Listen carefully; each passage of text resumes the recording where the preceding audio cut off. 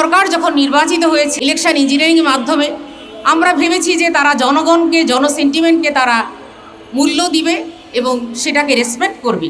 কিন্তু আমরা দেখলাম এই সরকার প্রথমত জুলাই সনদকে অস্বীকার করে যে লাল কার্পেটের উপর দিয়ে সে লাল গালিচার সংবর্ধনা নিয়েছে, রক্তাক্ত জুলাইয়ের লাল কার্পেটে হেঁটে গিয়ে সে আজকে সংসদে বসেছে, সরকার গঠন করেছে, আজকে সেই জুলাই সনদকে অস্বীকার করছে।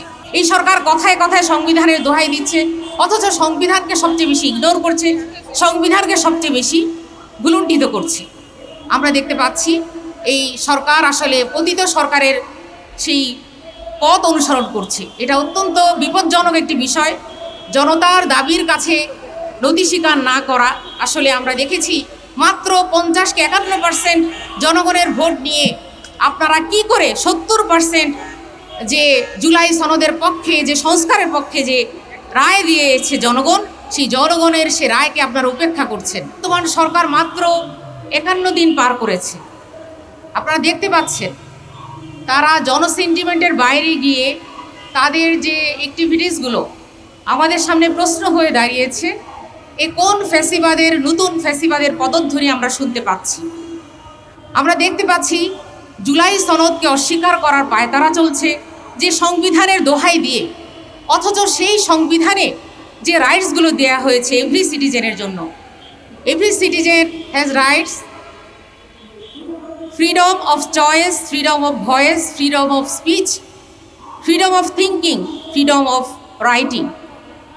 আমরা গত 5ই এপ্রিলের যে ঘটনাটা দেখতে পেয়েছি সেটা আমাদেরকে শক করেছে। আমরা আশ্চর্যান্বিত হয়েছি যে সরকার তার ইশতেহারে নারীদেরকে অগ্রাধিকার দেওয়ার কথা বলেছে, যে সরকার উইমেন এম্পাওয়ারমেন্টের কথা তার ইশতেহারে মুখরোচকভাবে তুলে ধরেছে, আজকে সেই সরকার নারীদের উপরে প্রথম আঘাতটি করেছে। আবারও সেই ভয়ের সংস্কৃতি আমাদের সমাজে চালু করার একটা প্রক্রিয়া। আমি মনে করি সাউদা সুমির এই ঘটনাটি শুধু একটি নারীর জন্য নয়, গোটা সমাজের জন্য হুমকি।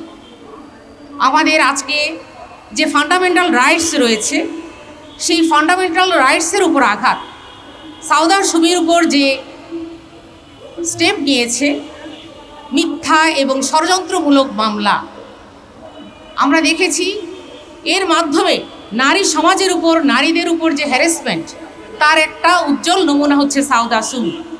নাম্বার 1 যে ফান্ডামেন্টাল রাইটসের ভায়োলেশন হয়েছে সেটা হচ্ছে তাকে রাতের বেলা every citizens have rights to want security, অর্থাৎ সিকিউরিটি পাওয়ার যে তার অধিকার, সে অধিকারকে ক্ষুণ্ণ করা হয়েছে। তাকে রাতের বেলা একজন নারীকে, সম্মানিত নারীকে অ্যারেস্ট করা হয়েছে। দ্বিতীয়ত হচ্ছে যে নারীর কথা বলার অধিকার, ফ্রিডম অফ স্পিচকে এখানে হুমকির মুখে ফেলা হয়েছে, অর্থাৎ সে পোস্ট দেওয়ার কারণে, শুধুমাত্র ফেসবুকে একটি পোস্ট দেওয়ার কারণে তাকে অ্যারেস্ট করা হয়েছে। তৃতীয়ত হচ্ছে নারীর মর্যাদার উপর হামলা। আমি বলবো এটাকে শুধু মর্যাদাহানি নয়, এটা নারীর মর্যাদার উপর হামলা করা হয়েছে। আমরা অতীতে দেখেছি কোনো সরকার কিন্তু নারীর উপর হাত দিয়ে কেউ কিন্তু পার পেতে পারেনি। অত্যন্ত দুঃখজনক বিষয়। আমরা নির্বাচন পূর্বে আমরা যেটা দেখেছি, এই সরকার বিভিন্ন পর্যায়ে যখন নির্বাচনের পূর্বে নারীদের বিরোধী মত সহ্য করতে পারছিল না, তখন থেকেই আমরা আশঙ্কা করছিলাম যে এরা পাওয়ারে গেলে কি করবে। সেই আশঙ্কাই কিন্তু আজকে বাস্তবায়িত হয়েছে। আমাদের নারীদের উপর অনেক ধরনের হুমকি ধমকি, ফিজিক্যালি তাদেরকে টর্চার করা, হ্যারাস করা, এগুলো কিন্তু তারা করেছে। সেই নির্বাচনী মাঠে আমরা দেখেছি। আমরা ভেবেছিলাম এই সরকার যখন নির্বাচিত হয়েছে, যেভাবেই হোক ইলেকশন ইঞ্জিনিয়ারিংয়ের মাধ্যমে, আমরা ভেবেছি যে তারা জনগণকে, জনসেন্টিমেন্টকে তারা মূল্য দিবে এবং সেটাকে রেসপেক্ট করবে।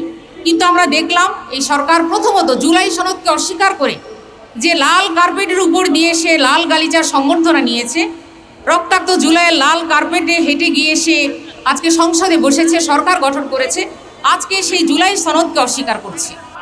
আমরা দেখতে পাচ্ছি যে ইন্টারিম গভর্নমেন্টে যে 133টি অধ্যাদেশ জারি করা হয়েছিল, জনগুরুত্বপূর্ণ বিষয়, সেখানে গুরুত্বপূর্ণ অধ্যাদেশগুলোকে বাতিল করে এবং স্থগিত করে দেওয়া হচ্ছে।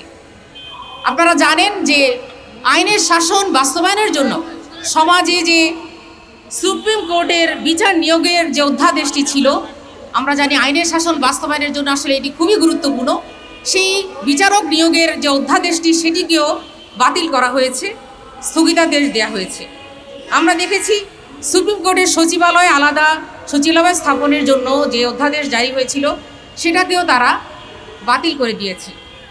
এরপরে আমরা জানি মানবাধিকার বিষয়, এই মানবাধিকারকে সুরক্ষা দেওয়ার জন্য মানবাধিকার কমিশন গঠন করা হয়েছিল, সেটিকেও বাতিল করে দেওয়া হয়েছে।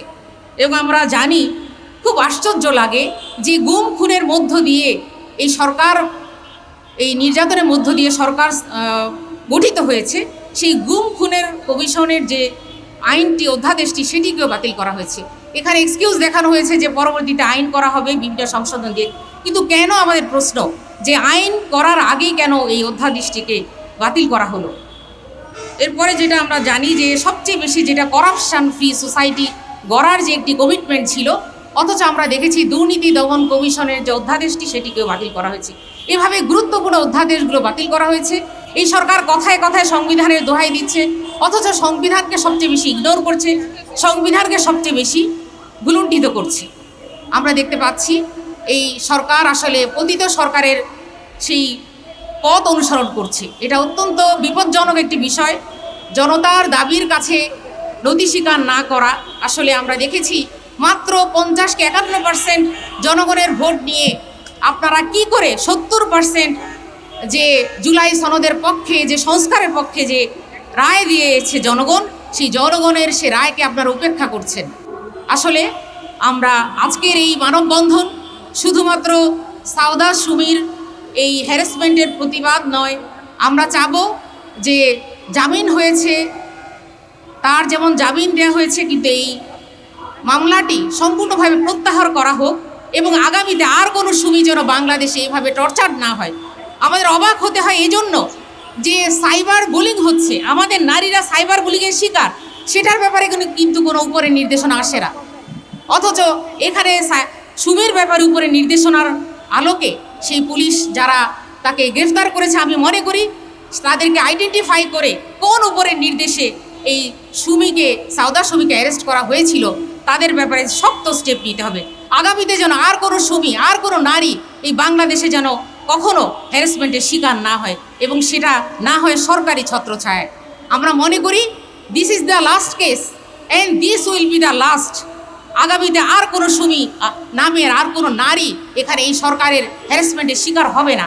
আমরা এই সরকারকে সতর্ক করতে চাই, নারী সমাজের গায়ে যখন হাত উঠে যায় তখন কিন্তু কোনো সরকার, কোনো ত্বক কিন্তু সেখানে তার বহাল তবিয়তে থাকতে পারে না, সেটা জ্বলে পুড়ে নিঃশেষ হয়ে যায়। আমরা বিগত স্বৈরাচারের সময় দেখেছি নারীরা যখন রাস্তায় নেমে এসেছে তখন কিন্তু এই সরকার পালিয়ে গিয়েছিল, পালিয়ে যেতে বাধ্য হয়েছিল। সুতরাং আমি বলবো যে গত সরকার স্বৈরাচার পালিয়ে গিয়েছে, বর্তমানে জনতা এতটা সচেতন হয়েছে যে পালিয়ে যাওয়ার পথ তারা দিবে না। আমরা শুনেছি যে সংসদ পর্যন্ত তারা ঘেরাও করে ফেলবে। সুতরাং আমি সতর্কতার সাথে বলতে চাচ্ছি, আজকের এই মানববন্ধন শুধু একটি নারীর প্রতিবাদে নয়, বাংলাদেশের হাজারো লাখো নারী কণ্ঠ, আমরা তাদের প্রতীকী কণ্ঠ হয়ে এখানে এসেছি। আমরা চাইব আর কোনো নারী যেন কোনো ধরনের হ্যারাসমেন্টের শিকার না হয়। আর আমাদের নারীরা যে সাইবার বুলিংয়ের যে শিকার হয়েছে, অনেক নারীরা শিকার হচ্ছে প্রতি মুহূর্তে, এই সরকার যেন সে ব্যাপারে শক্ত স্টেপ নেয়। যেখানে একটি পোস্টের জন্য এতটা কঠিনভাবে তাকে কণ্ঠ চেপে ধরা হলো, সেখানে যারা প্রতি মুহূর্ত নারীদেরকে হ্যারাসমেন্ট, যাদের মাধ্যমে নারীরা হ্যারাসমেন্টের শিকার হচ্ছে, তাদের ব্যাপারে সরকারের ভূমিকা কী সেটা জনতা দেখতে চায়। আজকে আমি এই বলে আমার কথা শেষ করব যে আমরা আগামীতে নারীরা যখন রাস্তায় নেমে আসব তখন কিন্তু আর কোনো প্রতিরোধ সেখানে দিয়ে সে নারীর যে জোয়ার, নারী জাগরণের জোয়ার, সেটা রোধ করা সম্ভব হবে না।